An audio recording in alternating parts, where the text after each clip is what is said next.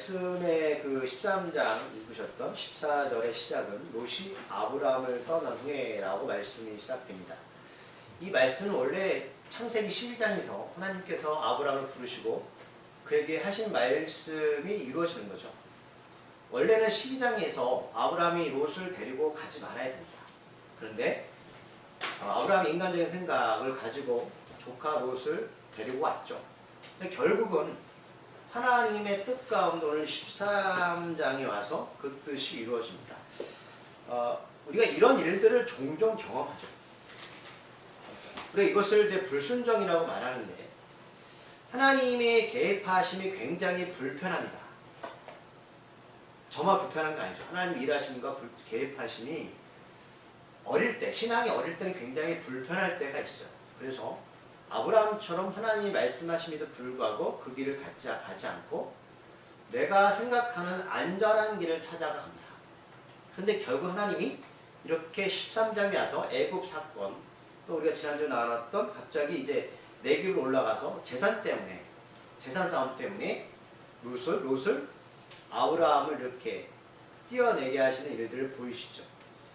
우리가 하나님의 개입하심이 이렇게 불편한 것은 신앙생활을 하지만 그 말씀이 삶과 잘 연결되어지지 않아서 그렇습니다. 아까 우리가 그 시편도 읽었지만 하나님의 말씀을 듣는데 그 말씀이 내 안에서 동력이 돼서 밖으로 표출되어야 되는데 이 작업이 이루어지지 않으니까 하나님의 말씀보다는 세상에 보이는 것들이 진리와 진실로 이렇게 착각하며 살 때가 참 많습니다. 그리고 사람들은 대부분 넓은 길을 선택을 하죠. 그래서 우리들도 예수를 믿지만 그 길이 맞을 것 같아서 그들이 가는 그 길을 따라 살아갑니다. 이유가 뭐냐면 오늘 아브라함처럼 불안합니다. 고향 땅을 떠날 때 근심이 됩니다. 그래서 하나님의 말씀이 내 안에 들어와서 일하는 것에 대해서 굉장히 불편해하기 때문에 눈에 보이는 그런 것들을 쫓아 살아가죠. 그럴 때 하나님은 오늘 아브라함처럼 그 과정들을 통하여서 결국은 하나님이 내가 그렇게 의지했던 롯을 강제적으로 또는 환경을 통해서 분리시키십니다. 그런데 그 분리가 어떤 일은 분리 장애증으로 옵니다. 여러분 그거 아세요? 저처럼 어릴 때 어머니를 일찍 여의는 사람들은 나도 모르게 분리 장애증을 갖고 있어요. 무슨 뜻이냐면 무엇인가 내가 그것을 이렇게 내가 움켜쥐지 않으면 불안해한다는 거죠.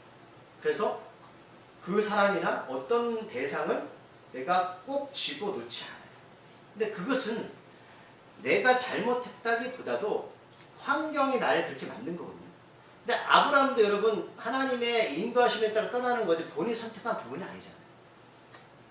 그런데 하나님 우리들에게 과감하게 거기에서 분리하라고 말씀을 하신다는 것. 그리고 삶을 통해서 네가 그렇게 나와 관계 속에서 서지 않으면 하나님의 사람으로서 이 세상에서 복의 근원의 역할을 감당할 수 없을 말씀합니다. 이제는 우리가 당당하게 하나님 앞에 서야 됩니다. 하나님 관계 속에서. 내가 이제 복을 누굴 통해서 받는 존재가 아니라 롯처럼 이제 내가 그 복을 나눠주는 사람으로 여러분 성장해야 된다는 사실입니다. 이제 분리 장애에서 여러분 과감하게 떨쳐버리셔야 돼요. 내가 하나님 관계 속에 서야 됩니다. 그렇기 때문에 전에 살아왔던 삶을 바라보면서 스스로 너무 자책하거나 너무 비난하지 마시고 이제는 예수님이 십자가에 죽으신 이유를 분명히 여러분들 정체성을 찾으셔야 돼요. 아브라함 혼자 그 길을 가는 게 아니라 그의 삶 가운데 하나님이 개입하시고 내가 혼자서 그러는 삶을 사는 게 아니라 십자가에서 죽으신 그 예수님이 부활하신 예수님이 우리를 통해서 일을 하신다는 사실을 믿으시기 바랍니다. 그래서 그 선물로 돕는 자 성령을 주신 거예요. 근데 우리는 자꾸만 그 사실을 부인하고 분리 장애증을 품고 내가 죽을 때까지 살아가면 나만 힘든 게 아니라 나 때문에 옆에 있는 사람들이 힘들어요. 그런데 롯은 지난주에 나눴지만 아브라함 때문에 약속 안으로 들어왔잖아요. 그렇죠? 기억나시나요? 롯은 아브라함 때문에 약속 안에 들어와서 하나님의 귀한 복의 울타리에 들어왔는데 그는 그 스스로 그것을 버린 거야. 왜? 재산 때문에. 그래서 아브라함이 롯한테 네가 좋은 땅을 차지해라라고 제안했다면, 정상적인 생각을 가진 롯이라면 그 선택권을 자기가 갖는 게 아니라 아브라함한테 그 선택권을 줘야 된다는 것이죠. 그래서 그 이후에 나오는 소돔과 고모라 사건은 우리들한테 성숙하지 못한 그리스도인들이 겪어야 될 운명을 말씀하는 거예요. 만약 롯이 아브라함한테 그 선택권을 줬다면 롯은 그 아픔을 안 겪어도 됩니다. 또 우리는 그런 실수를 제가 하지 말라는 게 아니라 여러분 그런 존재라는 것을 인지하시면 되는 거예요. 우리는 그런 존재구나. 그래서 우리의 삶 가운데 하나님의 도우심이 반드시 필요하구나 라는 것을 여러분 인지하는 게 믿음입니다. 그게 우리의 삶의 지향적인 삶이 된다면 우리는 복된 인생을 살아갈 수 있는 거예요. 그래서 롯은 눈에 보기 좋은 땅을 찾았지만 그 땅은 하나님 보시기에 하나님 앞에 악한 땅이었고 큰 죄인의 땅이었다는 거예요. 우리가 만약에 예수님을 몰랐다면 우리도 그렇게 살아왔을 겁니다. 우리도 그 길이 맞다라고 눈을 들어 사방을 보니 처음에는 그 죄가 작아 보였지만 점점 삶에 깊숙이 죄의 그 소돔 땅으로 들어갈 수밖에 없는 게 우리의 인생이었다는 사실이에요. 하나님이 그 가운데 우리를 건져내셨죠. 제 스스로는 그렇습니다. 제가 원하던 땅이 아니었어요. 오늘 아브라함은 롯과 다르게 그가 선택한 땅은 산지가 많은 가나안 땅이었죠. 가나안 땅은 척박해요. 산이 많아요.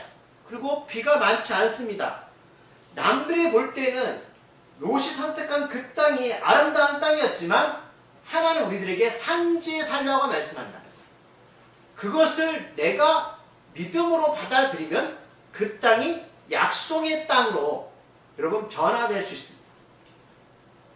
그게 바로 우리가 믿는 예수님입니다.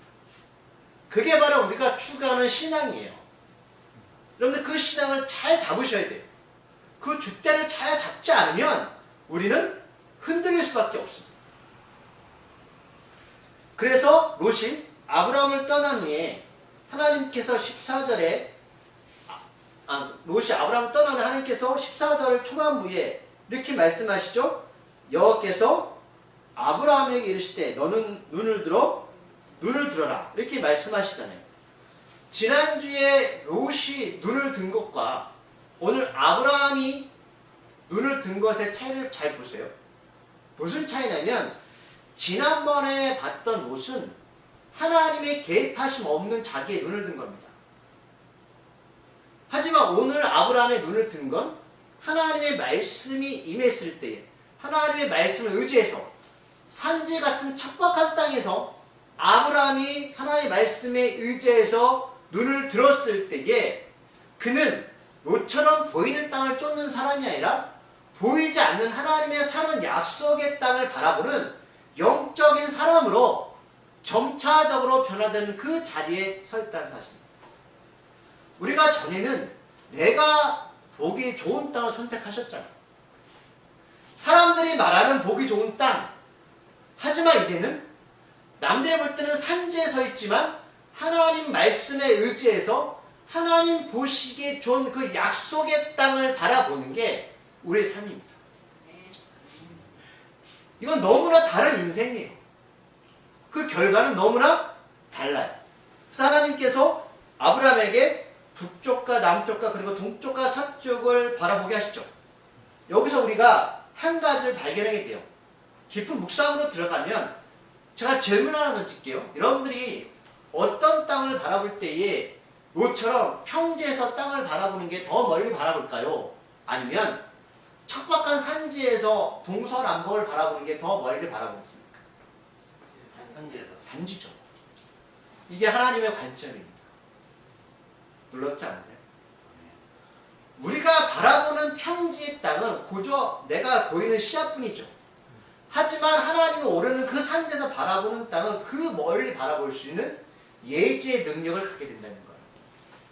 우리는 한 치 앞을 볼 수 없는 인생이지만 저는 앞으로 제 인생이 어떻게 펼쳐질지를 대략 짐작하고 있습니다. 왜냐하면 하나님께서 저를 산지에 올리셔서 보게 하셨거든요. 제가 특별한 존재라고 말씀드리는 게 아니에요. 우리들도 동일하게 하나님께서 그 산지를 오르게 하시고 롯이 보지 못하는 그 땅을 바라보게 하시는 거예요. 그게 은혜 아니겠어요? 찬송가 383장을 한번 찾아보실래요? 찬송가 383장입니다.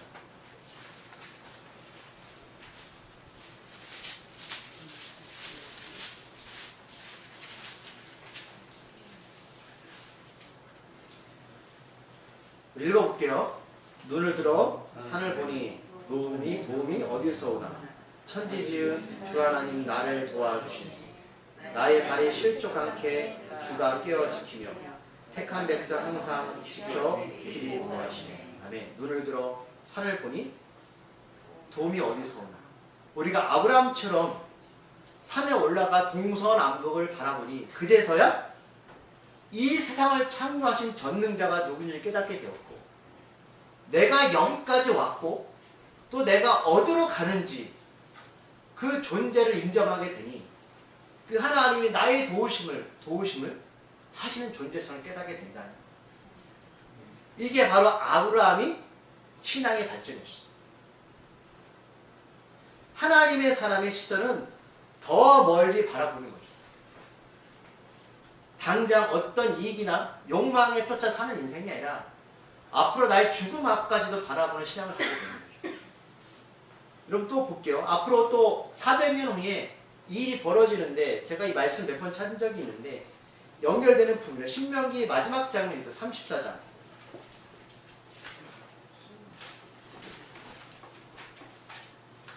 창출 레미시입니다. 신명기 34장 1절 3절까지 말씀. 모세의 마지막 장면. 제가 몇 번 이거는 같이 나눴던 장면입니다. 신명기 34장 1절부터 3절까지 말씀.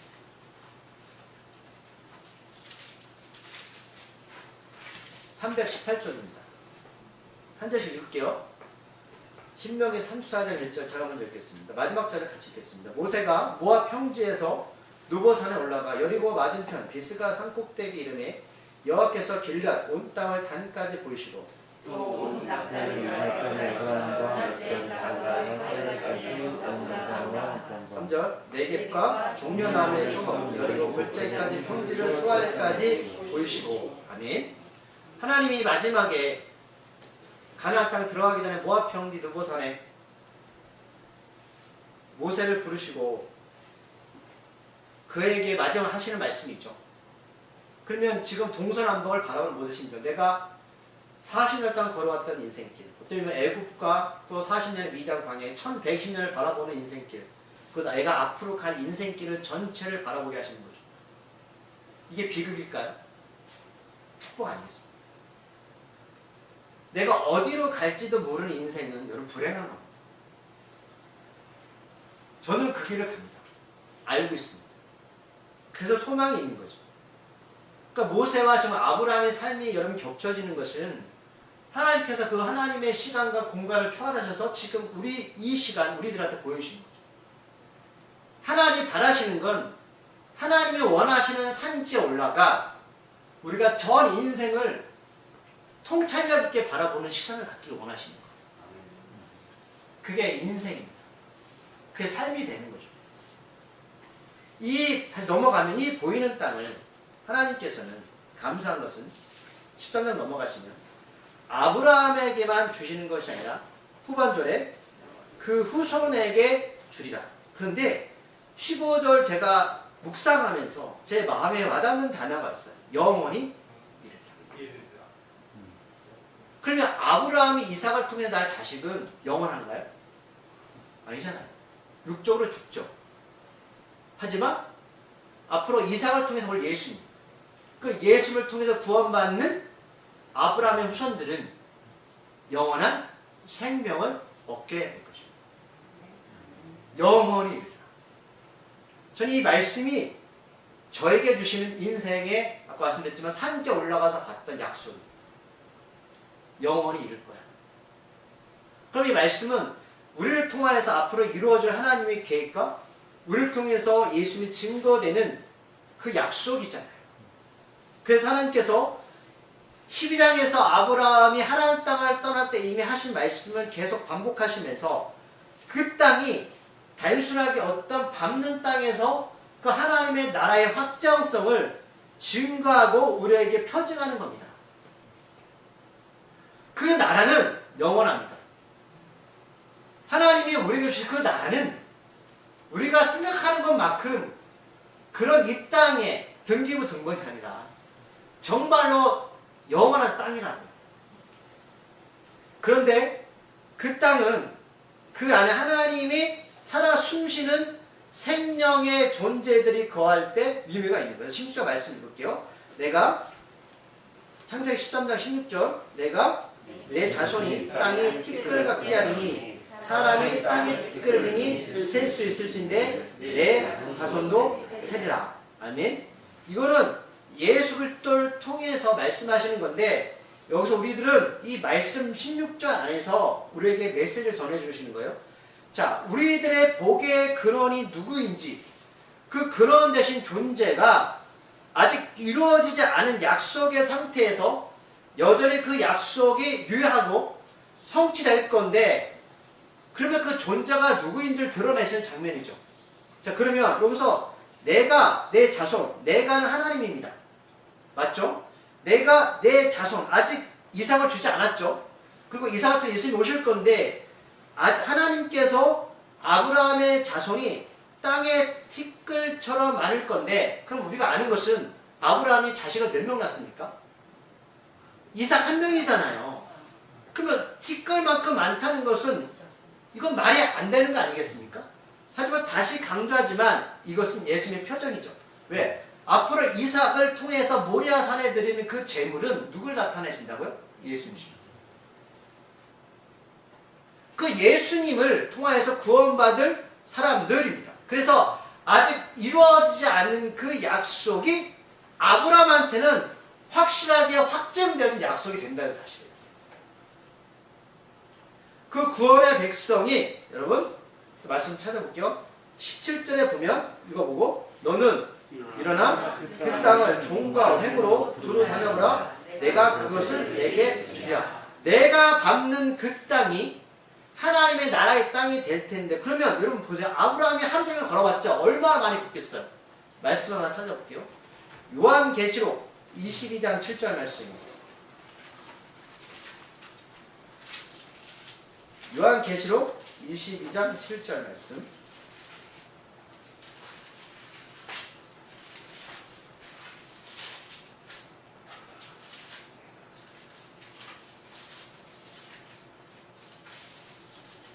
요한계시록 마지막이죠. 요한계시록 22장 7절 말씀 찾으셨나요?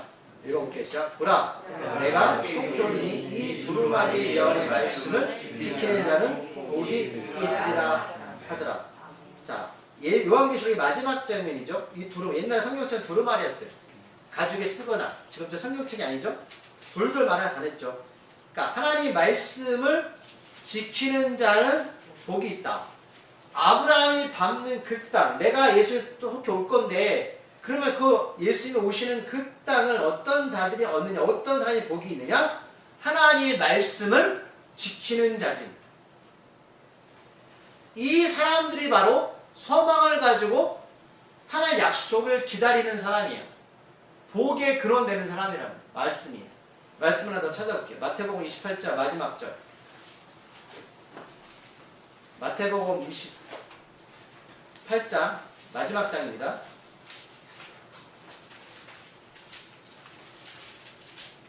20절 말씀.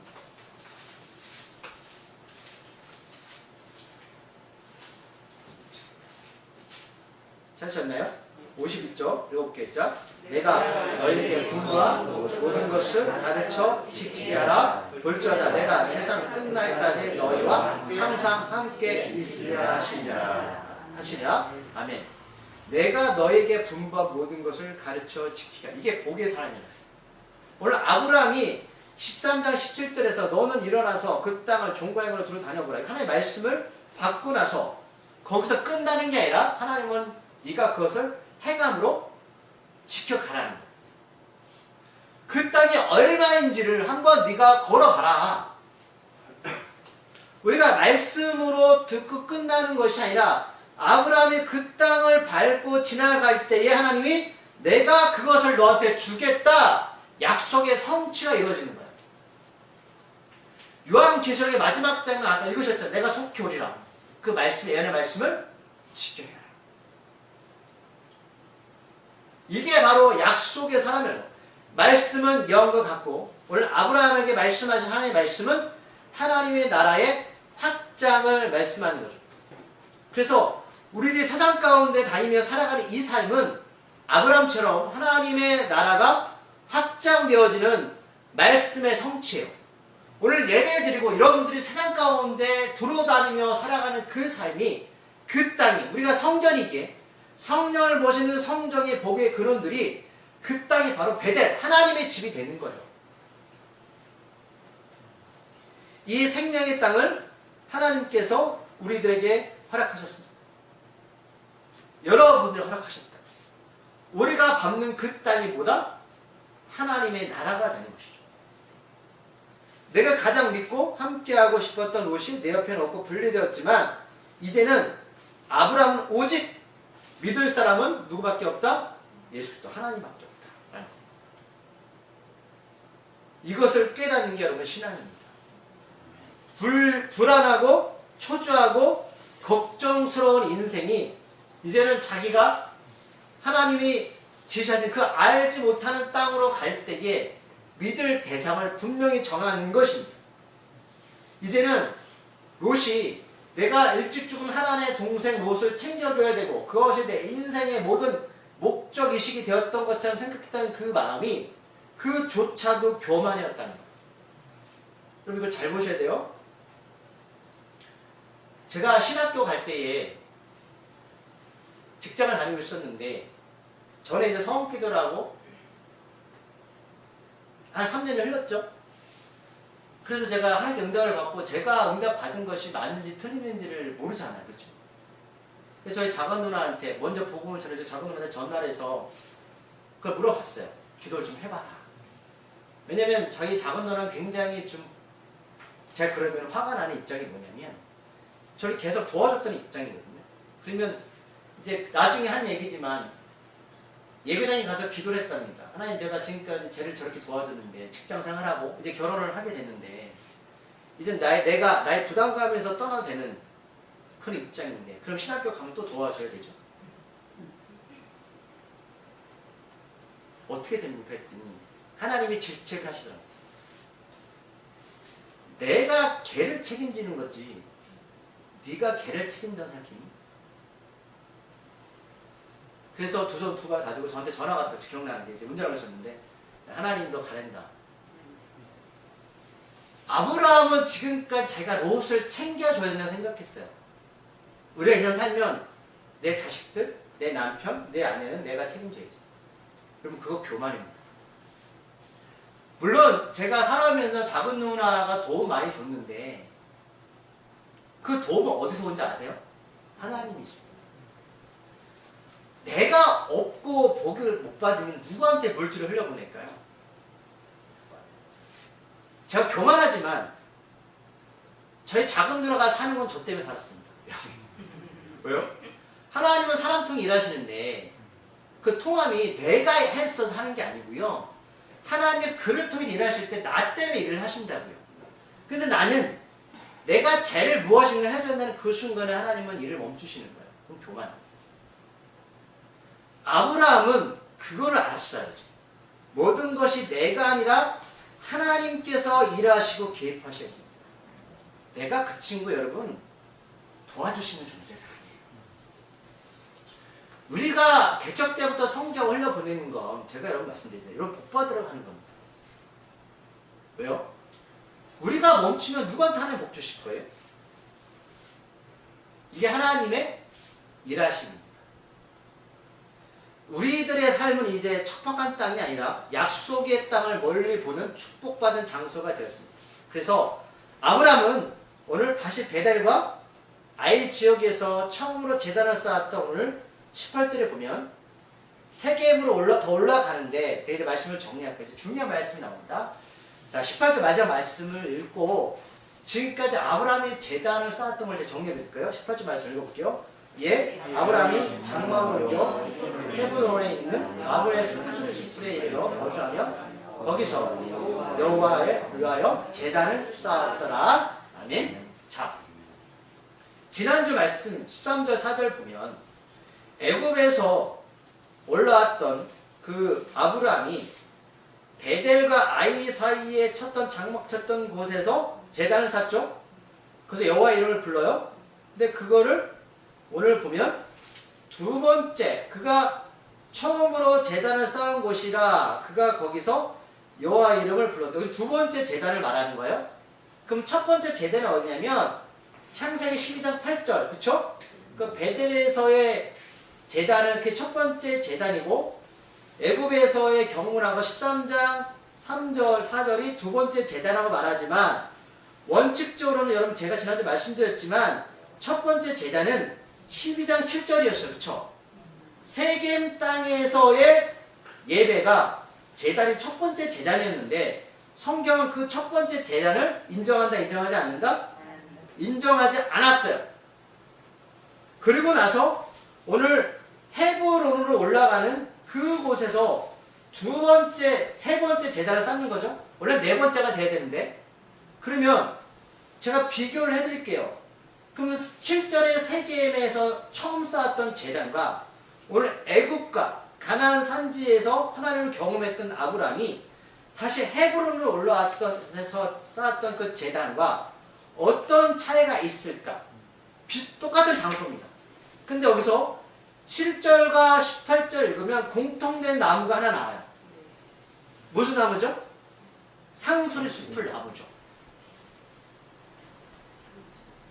상수리 숲을 나무가 공통된 거죠. 그런데 장소는 7절은 세겜이고 여기서는 헤브론이 나오죠. 여러분 구약을 보면 상수리 나무가 굉장히 많이 등장합니다.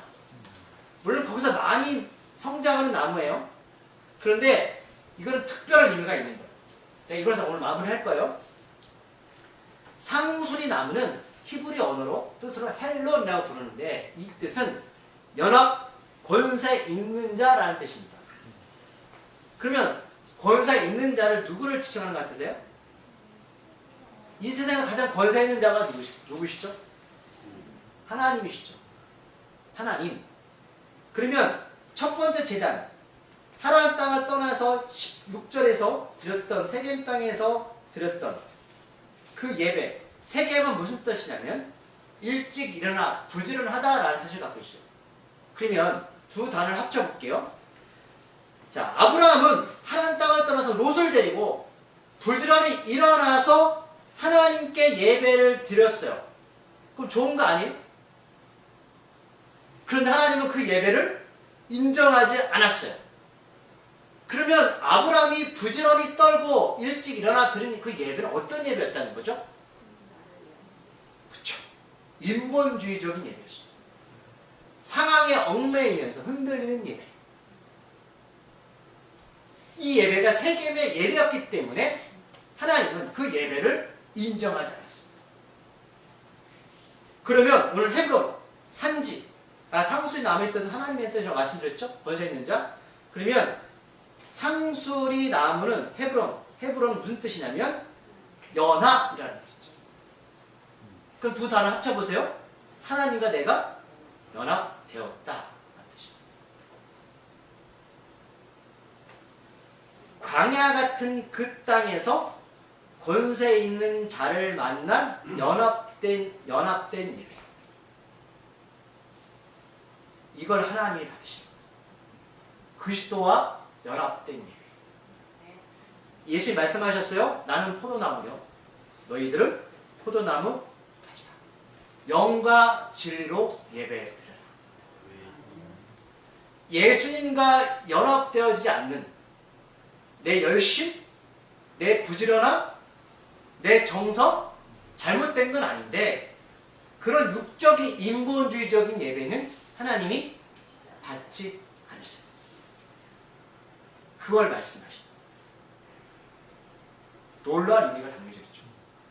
그런데 중요한 건 우리도 처음에 그랬다는 거예요. 아브라함처럼 부지런히 정성을 들여 예배를 드렸는데 우리 안에 삶의 변화가 없었냐면, 왜 복이 없었냐면 예수님과 연관된 연합된 예배가 아니라 다른 타 종교처럼 외적인 형식적인 예배에 머물러 있었다는 사실입니다. 그런데 오늘 어려움을 통해서, 위기를 통하여서 그 산지에서 아브라함은 하나님을 알게 되었어요. 이스라엘 백성들이 40년 광야 생활하죠. 예수님이 광야로 가서 40일 동안 금식기도 하시죠. 그럼 제가 몇 번 말씀드렸어요. 광야가 어디서 뜻이 왔다고? 미드바르가 말씀. 말씀에서 광야라는 뜻이 나왔어요. 그러니까 오늘 헤브론에서 아브라함이 이 제단에서 특별한 것은, 오늘 보세요. 또 단어를 하나 찾으셔야 돼요. 후반절에 거기서 여호와를 위하여 제단을 앞에는 그런 내용이 없어요. 우리가 예배를 드리는 목적이 우리에게 드리는 게 아니에요. 하나님을 위하여 드리는 거죠. 우리가 산 제물 되어서 정성도 있고 일찍 일어남도 있었고 부지런함도 있었는데 거기 안에 뭐가 빠졌다? 하나님을 위한 예배가 없었는데, 하나님께 나가려면 우리가 죄가 있기 때문에 제물이 바쳐져야 되잖아요. 그럼 우리가 예수님과 연합되지 않으면 하나님께 나갈 수가 없어요. 그 예배는 하나님이 인정하지 않으세요. 자, 말씀 두 구절 더 찾아볼게요. 이제 말씀을 정리할게요. 제가 더 증거하겠습니다. 말씀 통해서. 요한복음 8장 56절.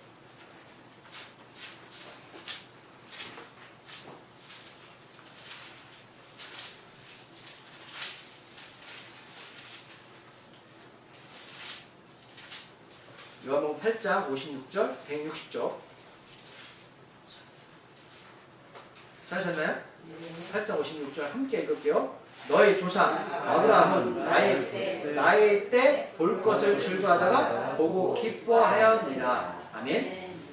그럼 예수님은 아브라함 한참 이후의 사람이죠. 존재죠. 근데 지금 예수님이 말씀하시는 거예요. 유대인들한테 너희 조상 아브라함은 나의 때는 누구예요? 예수님 때 볼 것을 즐거워하다가 보고 기뻐하느니라. 그러면 아브라함 예수님 봤다는 소리예요? 안 봤다는 소리예요? 봤다는 거죠. 연결되시죠? 아브라함은 예수님과 연결된 예배를 예수님이 태어나기 전부터 영적으로 경험했어요. 한 절 볼게요. 더 58절 말씀 읽어보겠습니다. 예수께서 이르시되 진실로 진실로 너희에게 이르노니 아브라함이 나기 전부터 내가 있느니라 하시니. 아멘. 지금 이 말씀을 유대인들이 듣고 있는 거잖아요. 예수님을 탓하려고. 유대인은 말씀을 구약을 배웠던 사람 아니에요? 근데 그 말씀 가운데 예수님을 발견하지 못했어요. 이미 아브라함은 내가 그때부터 있었고 지금까지 온 존재라고 예수님이 증거하십니다. 그리고 아브라함은 삶의 과정을 통해서 연합된 예배를 드렸다는 거예요. 그게 바로 헤브론에서 하나님을 위해서 드렸던 제단입니다. 자, 아브라함은 예수님을 경험했죠? 이제 믿으세요? 그러니까 우리가 앞에 것을 보면 이 뜻을 이해 못하는 거예요. 아브라함 예수님을 인정했습니다. 경험했습니다. 구원은 여러분 100% 은혜 맞죠? 그러나 믿음은 삶의 과정 가운데 실력 있는 그리스도인으로 변화되는 길잡이가 됩니다. 그렇기 때문에 여러분 우리 말씀하시는 건 잘해라고 말씀하시는 게 아니라 너를 내가 예수 믿도록 은혜 가운데 불렀잖니 이걸 인정하시고, 삶의 과정 가운데 하나님은 아브라함처럼 이제 더 갈 건데 또 강조합니다. 이삭을 드릴, 모리아산을 드릴 그 믿음까지를 바라신다. 그런데 우리는 그냥 변화가 되지 않기에 여러 모양으로 흔드시는 거예요. 그게 바로 광야입니다. 미드바르예요. 그래서 그게 은혜입니다. 그게 감사한 거예요. 척박한 이 땅이 감사한 거예요. 하나님 나를 정말 사랑하십니다. 내 자녀, 내 가족들이 전에는 악해 보였는데 내가 저 인간 때문에 어떻게 이 자리까지 왔구나. 그게 은혜였더라. 자, 기도하시겠습니다. 하나님 아버지, 오늘 헤브론의 예배는 전 예배와 다릅니다. 그는 하나님과 연합된, 예수님과 연합된 예배, 하나님을 위해서 드립니다. 그러나 아브라함이 100% 온전하게 밖에 수는 없습니다. 우리도 마찬가지입니다. 그 가정 가운데 하나님을 발견케 하시고 하나님 일하심을 깨닫는 것이 은혜입니다. 그리고 우리 삶의 방향과 목적성을 십자가 앞에 맞추는 겁니다. 우리가 죽을 때까지 이 삶이 계속 연결되어질 것입니다. 그러기에 오늘 일하시는 하나님을 찬양합니다. 주여, 우리를 주의 길로 인도하여 주시옵소서. 예수님 이름으로 감사하기도